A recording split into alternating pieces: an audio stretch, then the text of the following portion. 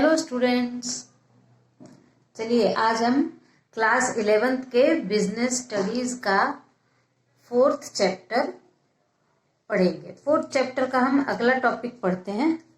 4th chapter है हमारा व्यवसाय और सेवा क्षेत्र, बिजनेस एंड सर्विस सेक्टर। इसमें हम बैंकिंग सेवाएं पढ़ेंगे, बैंकिंग सर्विसेज। बैंक शब्द की उत्पत्ति, किस प्रकार से बैंक शब्द की उत्पत्ति हुई?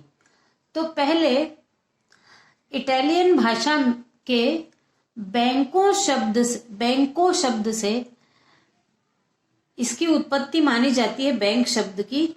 पर पहले इटालियन भाषा में बैंको कहते थे, उसके बाद धीरे धीरे बैंकों को फ्रेंच भाषा में बैंके में, ये बैंको जो है वो फ्रेंच भाषा में बदल गया और फिर धीरे धीरे उसमें बदलाव होते होते अंग्रेजी भाषा में ये बैंक हो गया। तो बैंक शब्द की उत्पत्ति इटालियन भाषा के बैंको शब्द से हुई है। अब प्राचीन समय में क्या होता था कि कुछ लोग बेंचों पर बैठकर मुद्रा का लेन देन करते थे। बेंच जो होते हैं बैठने वाले, उन पर बैठकर मुद्रा का लेन देन करते थे और जब उनमें से किसी का व्यापार बंद हो जाता था तब उसकी बेंच को तोड़ दिया जाता था। इसी से कालांतर में बैंक शब्द मुद्रा का लेन देन करने वाली संस्थाओं के लिए प्रयोग होने लगा। फिर आज भारत में आधुनिक बैंकों के जन्म और विकास का श्रेय ईस्ट इंडिया कंपनी को दिया जाता है। 1770 में द बैंक ऑफ हिंदुस्तान की स्थापना हुई और आधुनिक बैंकिंग को लेकिन 1 अप्रैल 1949 से रिजर्व बैंक के राष्ट्रीयकरण के पश्चात माना जाता है। यानी वैसे तो ये ईस्ट इंडिया कंपनी की स्थापना जब हुई उसके बाद 1770 से माना जाता है, लेकिन जो बैंकों का राष्ट्रीयकरण है वो 1949 से माना जाता है। इसके बाद हमारे यहाँ पर बैंकों का अधिक प्रचलन शुरू हुआ। फिर बैंक का अर्थ, तो बैंक एक ऐसी संस्था है जो मुद्रा और साख का लेन देन करती है। मुद्रा और साख का लेन देन यानी ऋण देना और ऋण लेना। मुद्रा का भी लेन देन करती है, साख का भी लेन देन करती है।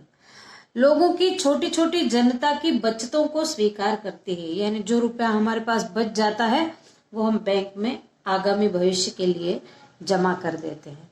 फिर धन की सुरक्षा, वहां बैंक में रखा हुआ पैसा न चोरी होता है और न उसमें किसी प्रकार का नुकसान होता है, बढ़ता ही जाता है, इसलिए धन की सुरक्षा। और जो जमा करते हैं जनता बैंक में, उसको ब्याज देने का काम बैंक करती है।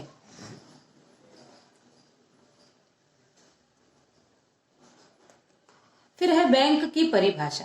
तो भारतीय बैंकिंग अधिनियम 1949 के अनुसार बैंकिंग से तात्पर्य ऋण देने अथवा विनियोजन के लिए जनता से धन जमा करना जो मांग करने पर लौटाया जा सकता है तथा चेक, ड्राफ्ट तथा अन्य प्रकार की आज्ञा द्वारा निकाला जा सकता है।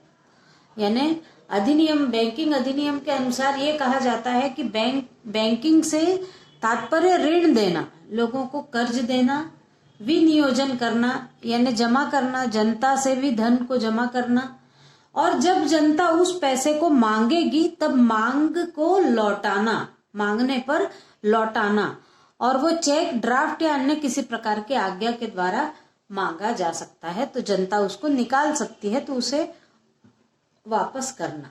ये बैंक की परिभाषा हुई। कुछ और बैंक के बारे में थोड़ी जरूरी बातें सुन लीजिए।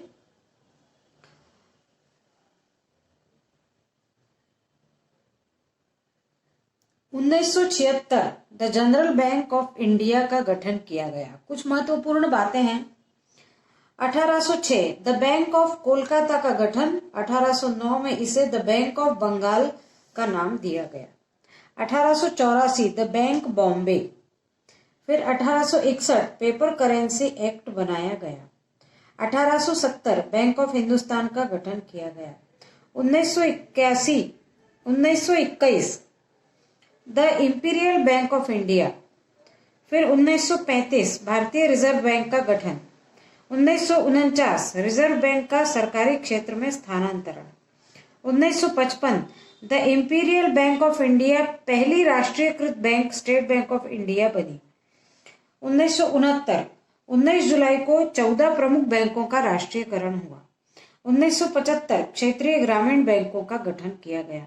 1980 200 करोड़ से अधिक डिपॉजिट वाली 7 और बैंकों का राष्ट्रीयकरण किया गया।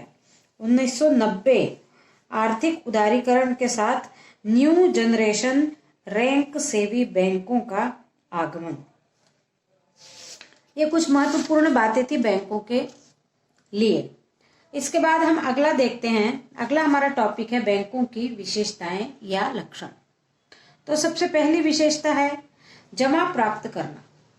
तो बैंक जनता से उसके अतिरिक्त धन को प्राप्त करती है और इससे जनता में बचत की आदत का विकास होता है। जब जनता की छोटी छोटी बचत जब वो बैंक में जमा करती है जनता, और जब उसके ऊपर थोड़ा ब्याज मिलता है तो अपने रुपए को ही बढ़ा देखकर जनता को जमा करने की प्रेरणा मिलती है। फिर जमा को उत्पादन में लगाना। अब जो जनता के द्वारा बैंक में पैसा जमा कर दिया जाता है, इसका उपयोग बैंक ऋण देने के कार्य में और उत्पादन कार्य में लगाती है, जिससे देश का विकास होता है। फिर है धन का हस्तांतरण। बैंक एक स्थान से दूसरे स्थान पर धन का हस्तांतरण करके साख सुविधा प्रदान करती है।